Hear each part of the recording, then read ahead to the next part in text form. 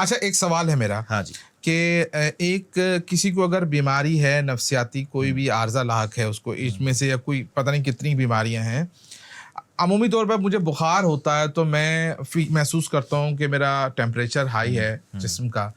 नफ्सियाती बीमारी में एक इंसान अपने बारे में कैसे जजमेंट करेगा और कब वो डॉक्टर के पास जाएगा, उसका कोई तरीका है? बहुत अच्छा सवाल किया आपने। देखिए, वैसे तो अमूमी तौर पे ये होता है कि आपको हुआ बुखार। अब बुखार कई किस्म के होते हैं, मलेरिया का भी हो सकता है, डेंगू का भी हो सकता है, चिकनगुनिया का भी हो सकता है, कोई डिफरेंट किस्म के वायरल या बैक्टीरियल भी हो सकता है। तो आप तो डॉक्टर के पास जाते हैं, फिर डॉक्टर बताते हैं नहीं यार आपको फलां किस्म का बुखार है, आपको दवाई देता है और फिर आप ठीक हो जाते हैं। सही है। यहाँ पे ये मसला है कि नफ्सियाती बीमारियों का हमारे डॉक्टरों को भी सैडली नहीं पता। जो हमारे जनरल फिजिशियंस होते हैं, जनरल फिजिशियंस जो जिनके पास हम जाते हैं नॉर्मली, जिनके पास आप यूजुअली जाते हैं। सही है। क्योंकि मैंने खुद भी एमबीबीएस जब तक किया था, साइकेट्री इतनी कम पढ़ाई जाती है, 1% से भी कम होगी, कि पता ही नहीं होता कि नफ्सियाती बीमारियां उनका इलाज क्या होता है। पाकिस्तान की बात कर रहा हूँ मैं। और फिर हम हाउस जॉब करते हैं, ट्रेनिंग करते हैं, उसमें भी साइकेट्री का पोर्शन इतना कम होता है, कोई कर ले वहाँ पे काम तो पता चल जाता है, वरना आम जनरल फिजिशियन को इतना नहीं पता होता। ठीक है।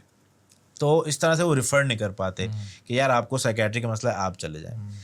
तो आम बंदों को जो है कुछ मोटी मोटी बीमारियों की अलामतें पता हों तो वो फिर आके क्या मोटी मोटी बीमारियों की जैसे हम बात करें, डिप्रेशन की बात कर लेते हैं। सबसे कॉमन बीमारी है डिप्रेशन डिसऑर्डर, का मतलब है उदासी की बीमारी। होता क्या है इसमें? हाँ, इसमें ये होता है कुछ बड़ी बड़ी चीज़ें होती हैं। एक तो उदासी होती है। उदासी मतलब नेगेटिव ख्यालात आते हैं, नेगेटिव ख्यालात। सही। रोने का दिल करता है। जिंदगी में बहुत कुछ अच्छा हो भी तो बंदे को लगता है अच्छा नहीं है कुछ भी, बुरा ही है, नेगेटिव है सब कुछ। इसके साथ साथ जिस्म में भी थकन, कमजोरी, एनर्जी बहुत कम हो जाती है। कि जैसे वो काम करता था, पंक्चुअल था बहुत, अब छुट्टियां होने लगी हैं। अच्छा। सुबह उठता है तो काम पे जो है ना जाने की हिम्मत नहीं होती, तो यार चलो अभी हिम्मत नहीं हो रही बिस्तर से उठने की, ये तो थकावट का आंसर है। हाँ, थकावट, मगर आपकी चली जा रही है थकावट। अच्छा। हफ्तों महीने होगा कम होने की जगह बढ़ रही है थकावट, तो ये तो बीमारी है। अच्छा, यही मैं कह रहा हूँ। आपके आसपास इतने सारे लोग होंगे, इंशाल्लाह इस पॉडकास्ट का तो पता चल जाएगा किस किस को क्या मसला है। तो चंद मोटी मोटी डिप्रेशन की बात करें तो उदासी, मायूसी बिला वजह और प्रोलॉन्ग्ड हो। सही है। बेजा थकन, कमजोरी, जिस्म में कमजोरी महसूस करना। फिर एनहेडोनिया कहते हैं हम, कि जो चीज़ों का शौक था, करने में मज़ा आता था, इससे आपकी एनर्जी बढ़ती थी, अब वो चीज़ें करने का भी दिल नहीं करता। जैसे कि कोई क्रिकेट का बड़ा शौकीन था, वो कहता है मुझे मेरा दिल भर गया यार, दिल नहीं कर रहा यार। कोई कहता है यार तुम तो इतना क्रिकेट खेलते थे, आप क्यों नहीं जा रहे हो? या किताबें पढ़ने का बड़ा शौक था, अब वो किताबें भी नहीं पढ़ रहा है, इतना उदास। वरना तो ये होता है ना, उदास होते हैं तो वो काम करते हैं जिनको हम इंजॉय करते हैं, तो उदासी कम हो जाती है। सही है। इसमें उल्टा होता है कि जो इनको इंजॉय करना होता है वो भी इंजॉय नहीं कर रहे होते हैं। सही है। तो ये तीन बड़ी बड़ी चीज़ें डिप्रेशन की। फिर इसके साथ और अलामतें भी होती हैं, जैसे जिस्म में दर्द हो सकता है, पट्टों में पट्टे खींचे हुए, कंधे में, गर्दन में दर्द हो रहा है। ख़वातीन को अक्सर ये दर्द बहुत रहते हैं, बार बार दवाइयाँ भी खाती हैं, डॉक्टर्स भी जाती हैं, टेस्ट भी कराती हैं, कोई हल नहीं निकलता। तो मेरी बेगम को कुछ इस तरह की तकलीफ है तो मैं उसको क्या समझूं? बिल्कुल, मैंने कहा ना भी आहिस्ता आहिस्ता आपको दोस्त, बेगम, रिश्तेदार सबका पता चलेगा किसको क्या क्या मसला। ठीक है, क्योंकि ये कॉमन बहुत है। सही है। हाँ, ठीक है। ये तो हमने डिप्रेशन की बात की। फिर अच्छा, खुदा ना खास्ता ये बीमारी जब बढ़ती है तो जिंदगी से बेजारियत हो जाती है। ये ख्याल आता है कि यार जिंदगी बेकार है, कोई फ़ायदा नहीं है जीने का, मर जाऊँ तो बेहतर है। और जब ये शदीद होती है तो खुदकशी के ख्यालात आते हैं और फिर दिल करता है कि मैं अपने आप को मार लूँ। और बहुत सारी ऐसी पॉपुलेशन है जो खुदकशी अटैम्प्ट करती है, अपने आप को मारने की कोशिश करती है। सही है। और मेरा ये ख्याल है कि जो भी आप न्यूज़ पे सुनते हैं कि फ़लाँ ने खुदकशी कर ली, फ़लाँ ने अपने आप को मार लिया, उसमें कहीं ना कहीं नफ्सियाती बीमारी का अंसर ज़रूर होता है।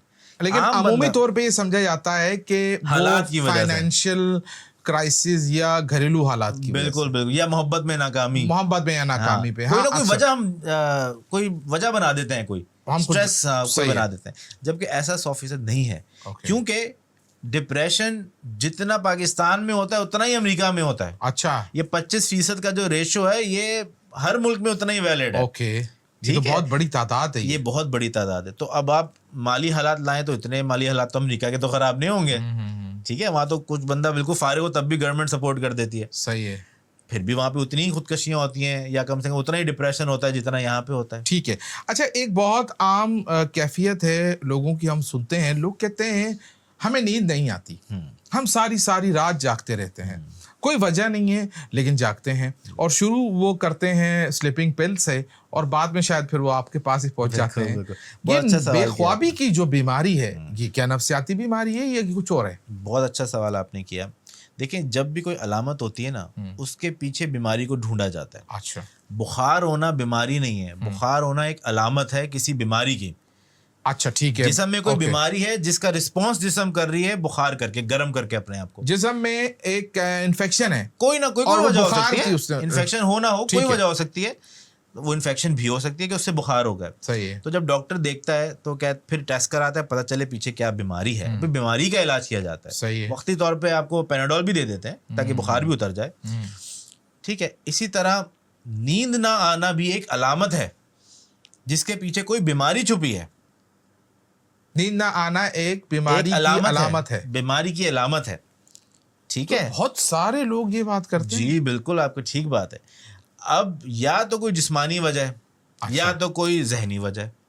इन दो बीमारियों में से कोई चीज हो सकती है। अब जिस्मानी तो सारी बीमारियों का आप टेस्ट करा लेते हैं, सब ठीक आती हैं। तो उन लोगों को मतलब जहनी बीमारी होती है। ये मैं डिप्रेशन की और एंग्जाइटी की जब बात कर रहा था, उनकी अलामतों में नींद ना आना भी शामिल है, इंसोम्निया जिसे कहते हैं। कभी कभार तो ये पहली अलामत होती है डिप्रेशन, एंग्जाइटी या दूसरी भी नफ्सियाती बीमारियों की, कि नींद उड़ जाती है।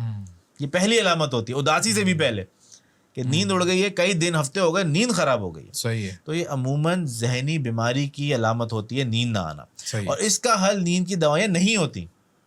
ये लोग तो नींद की दवाइयां, गोलियां फाक रहे होते हैं, पूरे 6 गोलियां, 2 गोलियां, 4 गोलियां। बिल्कुल ठीक बात है, क्योंकि ना लोग समझ पाते हैं, ना आम जीपी समझ पाते हैं कि ये जहनी बीमारी है। वो टेस्ट कराते हैं, टेस्ट नॉर्मल आते हैं, फिर उससे आगे उनको पता नहीं होता, वो नींद की गोली दे देते हैं। ठीक है। नींद की गोली ऐसी है कि पेनाडोल दे दी, मगर एंटीबायोटिक भी तो दो साथ में, जरासीम तो मरे, सारी जिंदगी पेनाडोल थोड़ी खाता रहेगा, और बढ़ेगा और जरासीम।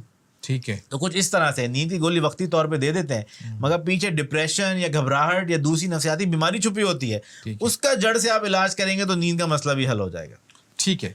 अच्छा, पिछले कुछ महीनों से, सालों से हम तवातर से ये वाक़यात हमारे सामने पेश आ रहे हैं कि हमारे इर्द गिर्द ही कुछ ऐसे दरिंदे हैं, जिनसी दरिंदे, जो कि मासूम बच्चियों और बच्चों को उनको जिनसी तशद्दुद का निशाना बनाते हैं और फिर वो उनको कत्ल कर देते हैं। पिछले दिनों भी कराची के एक वकील हैं, उनकी छोटी 4 साल की बच्ची को इसी तरीके के एक जिनसी दरिंदे ने जो है निशाना बनाया, लेकिन पुलिस ने उसको गिरफ्तार कर लिया। उस शख्स, वो रिक्शा चलाता था और 2 बीवियों से उसकी तलाक हो चुकी थी। ऐसे कितने लोग हमारे माशरे में घूम रहे हैं और इनसे कैसे बचा जा सकता है और इन लोगों को पहचाने कैसे? बहुत मैटर ऑफ कंसर्न है, लोग अक्सर इस बात के बारे में सोचते हैं। ये बहुत बड़ा टॉपिक है और ये मल्टी फैक्टोरियल होता है। अच्छा, एक फैक्टर नहीं है जिससे ये ऐसा हो जाता है। ये कितनी एबनॉर्मल बात नहीं है? ये बहुत एबनॉर्मल बात है, नॉर्मल नहीं है ऑब्वियसली, मगर इसकी वजूहात बहुत सारी हैं और उन सब सारी वजूहात पे आप काम करेंगे तो ये चीज़ माशरे से बेहतर होगी। ठीक है। ऐसे लोग हम कहते हैं साइकोपैथ,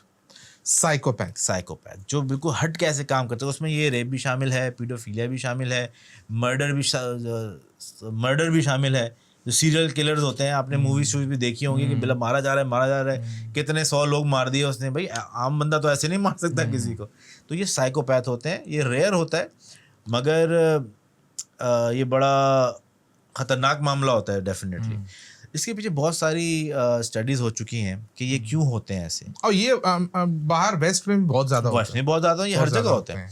तो उससे पता, ये कुछ चीज़ें पता चली हैं कि अमूमन इन लोगों पे भी बचपन में तशद्दुद हुआ होता है। अच्छा। हाँ, इनके या तो इन्होंने बहुत तशद्दुद देखा होता है या इन पे बहुत तशद्दुद हुआ होता है, और इन ख़राब हालात की वजह से उनका माइंड जो है कुछ इस तरह से डिस्टर्ब हो जाता है या डैमेज हो जाता है कि वो बड़े होके जो है ना ऐसे चीज़ें करती हैं। ये तो मैंने बहुत सिंपल एक्सप्लेनेशन दी है, मगर ऐसे ये बहुत कॉम्प्लेक्स टॉपिक है। लेकिन ऐसे लोग मौजूद हैं हमारे इर्द गिर्द? बिल्कुल मौजूद हैं, बिल्कुल मौजूद हैं।